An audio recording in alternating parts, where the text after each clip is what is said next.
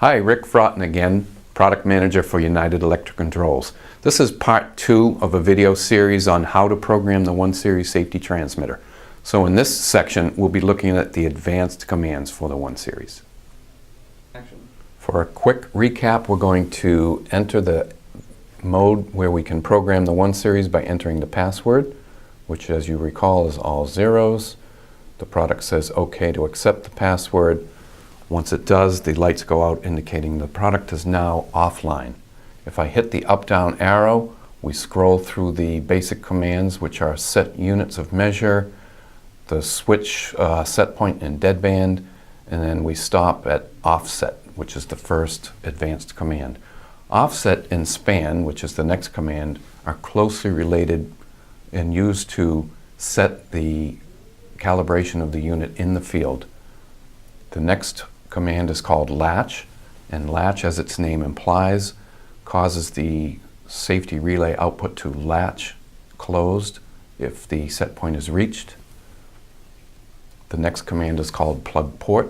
Plug port has the unique ability of sensing whether an impulse line is clogged or not, and can report that on the face of the unit. The next command is called solid state relay fault monitoring, and this is the ability for the device to determine if the solid state relay actually opened when it was instructed to open. This also can check the wiring between the solid state relay and the final element. Very useful command. The next is called delay. This is a nuisance trip filter. This is used for any process that might have spiky pressure conditions where we would not want to trip as a result of those conditions. We can filter them out. So it's a very effective nuisance trip filter.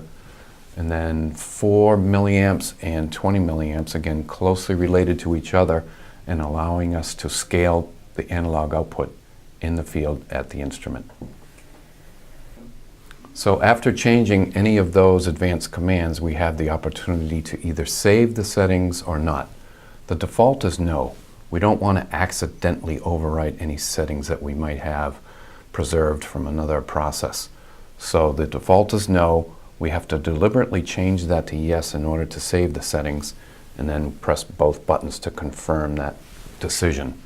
You can see the product is currently saving the settings, and then the lights will turn back on, indicating the product is back online now. In part 3, we're going to look at the advanced commands for the 1 Series safety transmitter. And we'll look at each one of those in depth. We'll learn how to program each of them, and we'll learn what their capabilities provide for your safety system.